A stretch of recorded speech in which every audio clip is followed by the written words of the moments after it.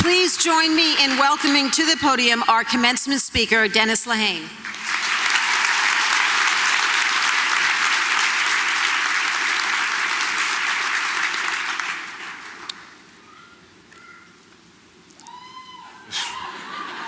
Wow, it's a big room. When I was a little kid, my parents took me next door to the new, at the time, UMass Boston campus the weekend it opened. Where we're standing right now was, by the way, a strip mall back then. And my mother told me later that it meant so much in their lives to see this place open, because now it meant she could afford to send her kids to college.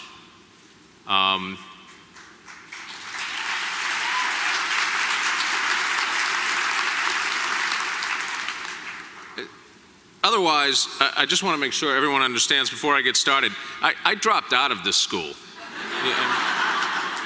I mean, you all get that, right? My buddy, Chris Mullen, who applied to UMass with me and attended UMass with me and dropped out of UMass with me, when he heard about this, you know, he said, they give doctorates for playing Space Invaders and missile commands these days. He also said if they start giving them out for drinking beer, we'll rule the world. I want to thank UMass in general. I want to thank Chancellor Joanne Gorner and President Wilson, Associate Chancellor Kenneth Lemansky in particular, for bestowing this honor upon me. I've decided not to let it go to my head except for this weekend. Just one weekend. I'm going to ask everyone to address me as doctor. Come Monday, though, I'll be back to being my normal egoless self. Actually, it could be hard, though. This has impressed my mother more than the whole Clint Eastwood movie Academy Awards thing ever did, believe me. And like any good son, it's important to me to make my mom happy, my dad too. I graduated from high school 20 years ago with a less than spectacular GPA, so I'm not really sure why I'm here.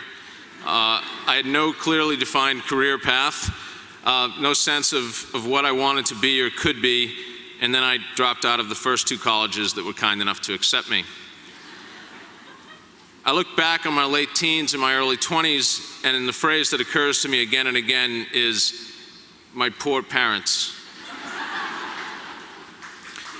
So to stand before you all today and tell you to follow the strict career path of college to corporation to junior partner to corporate board would be, I feel, disingenuous. And if you don't know what disingenuous means, then the faculty here is really starting to slip. I've been to a few commencements myself. I sat where you're sitting, so let me dispense with the traditional bromides right off the bat. Dare to dream, follow your heart, be true to your school, don't forget the values your family and your elders gave you, blah, blah, blah, blah, blah, blah, blah, blah, blah.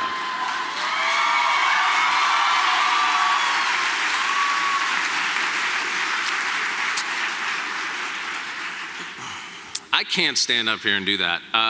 You're about to go out into the world, and the world, as we've left it for you, is in pretty bad shape.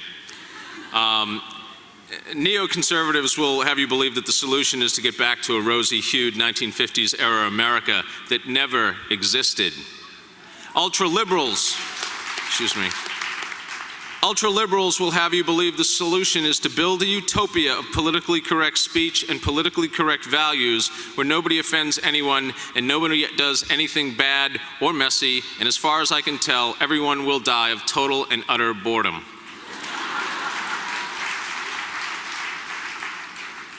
I see the world through your eyes, and I think you must be bewildered because I'm bewildered. I ask myself, where do we turn for honor anymore? Just honor. Forget justice, forget truth, we'll just take honor. People and organizations acting honorably. But last time I checked, no one expected honor of our government. When given the chance to act honorably during the recent sex abuse scandal, the church turned into a corporate board, and the corporate boards of the world are best exemplified by Halliburton, Enron, Tyco, and all the other robber barons. And all the other robber barons who have wrecked our economy and dummied up behind the Fifth Amendment.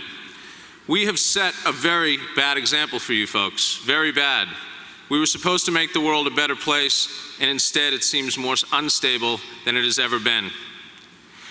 The good news, though, it's always been this way. The world, since the dawn of time, since the first caveman sold his neighbor a faulty club and used the extra shekels to put a widescreen plasma on the wall of his cave, the world has pretty much worked on the same overriding principle. If it's not about the money, it's about the money. Is this the world you want for yourself? I hope to God not. I hope you realize what the people doing their best to wreck this world have not, that it is not about the money.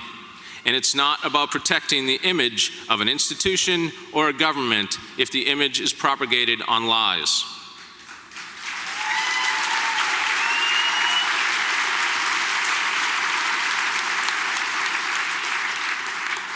Honor is not Mother Teresa in Calcutta. That's beyond honor. That's sainthood. You don't have to shoot that high. Honor is not an impossible ideal, something beyond your grasp. Honor is day to day. It's minute by minute. If you have it, you live it without question. Honor is not doing what is easy if it hurts a single soul. Honor has no room in its house for cynicism. Skepticism, yes, always, but cynicism, no. It has no room in its house for greed, for the mindless pursuit of money or hollow success. Honor is the affirmative answer to one simple question you ask of yourself every day. Did I behave with dignity and respect toward all living things? That's the measure of honor and the measure of humanity. If you're cynical, you'll say, I wasn't honorable today because the world was dishonorable toward me and I just had to fight back. Sorry, wrong answer. The measure of a human being lies in not what the world does to him or her, but rather how he or she comports herself within that world. When someone says, When someone says, oh so cynically, oh so jaded, the world is thus, you must reply, no, thus have we made the world. It's been remarked upon by enough friends and acquaintances that I am a pretty self-sufficient guy. As a person who came from so-called humble origins to rise to a point where I occasionally have hung out with movie stars and my books were read by presidents, well, the presidents who actually, read books.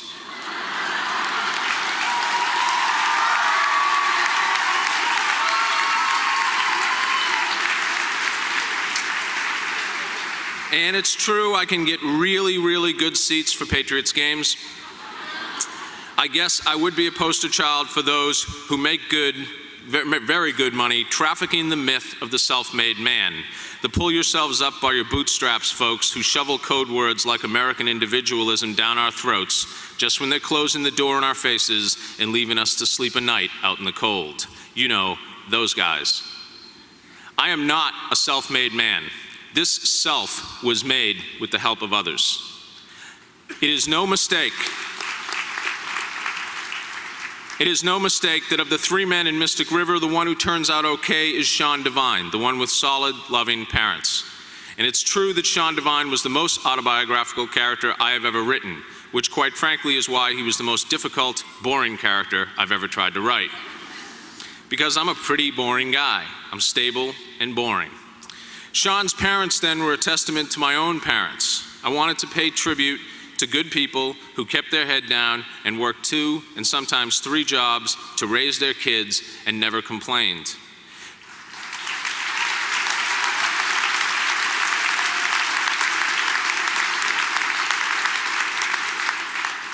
People who raise their children to do the same, to believe in self-reliance, and particularly a lack of whining. But, and this is so important, raised us to be very aware how much of self-reliance comes down to luck. The luck not to need a helping hand. The luck not to be completely alone in this world. The luck to have been born the right color at the right time in the right country.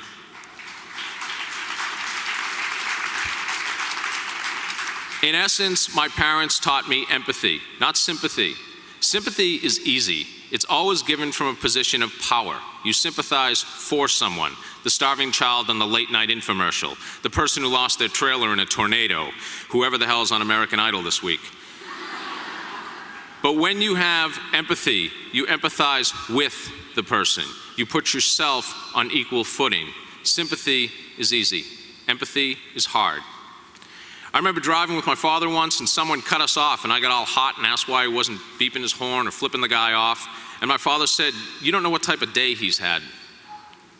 And I looked into the other car and I suddenly didn't see the jerk who'd cut us off in traffic. I saw a weary, weary looking guy with a weary looking wife and 2 cranky kids in a battered old car, and I felt, there but for the grace of God go I. That's empathy.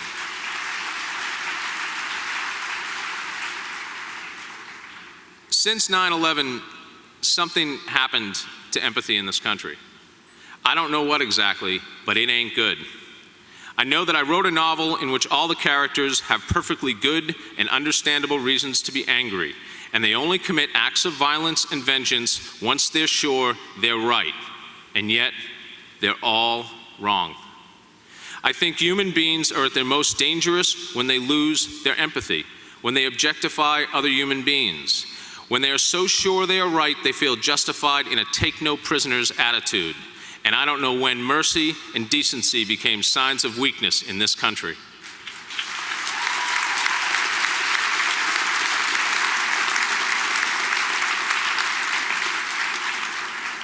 This, what you see around you right now, what you're graduating from, this is welfare. Public education is a form of public welfare, a form of public assistance.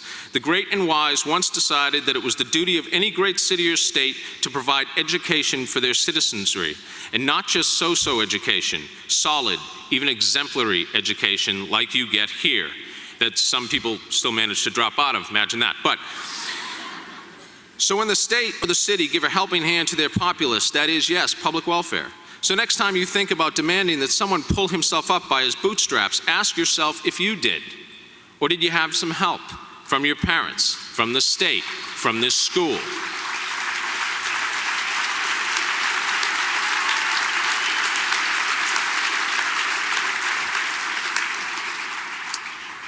There is an angry, loud, and unfortunately popular contingent in this country that will have you believe empathy and mercy are for the weak. They will have you believe that even though their loudest mouths all come from wealth and the only bootstraps they ever pulled were made of imported Italian leather.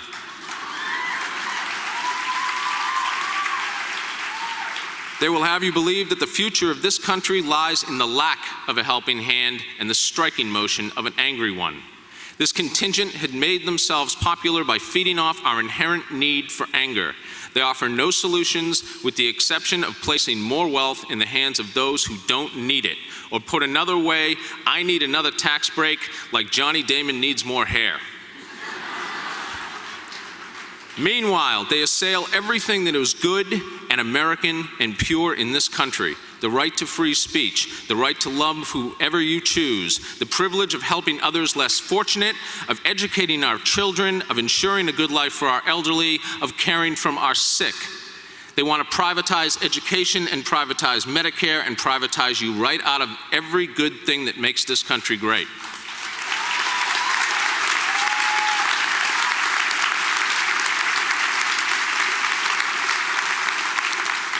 I know another word for privatize, but I can't use it because my mom's here and I never swear in front of my mother.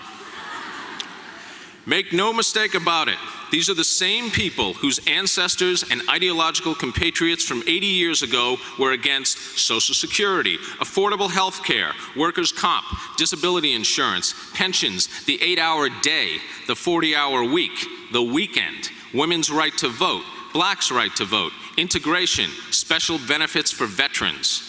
All of this while they wrap themselves in the flag and tell us what America is.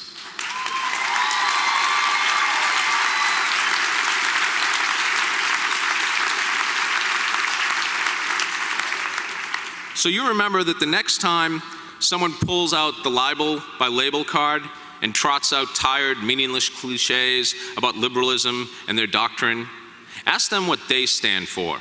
Not what they stand against, what they stand for. And if all they can come up with is some lame BS about a family values world where the family is white and wealthy, and the values are something you decree while driving your Humvee to the golf course, then ask them to please keep driving that Humvee over the Mexican border and out of our country, because there ain't an America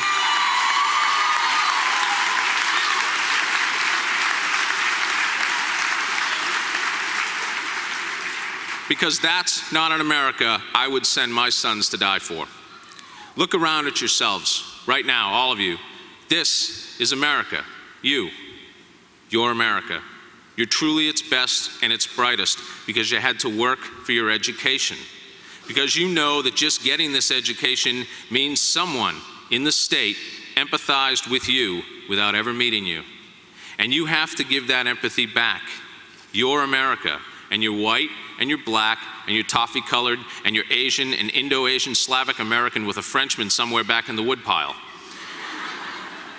You are your parents and their parents, and they worked hard so their offspring could work hard so that you could be born here and go to this school and graduate with all the other offspring who can trace their ancestry back to Northern Europe, or the Russian steppes, or Honduras, or Manchuria, or Yemen, or the Dutch Antilles, and every single place in between.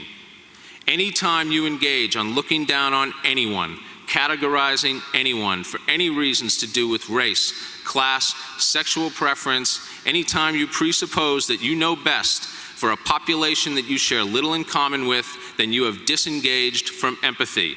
And lack of empathy, ladies and gentlemen, is un-American. So take your hopes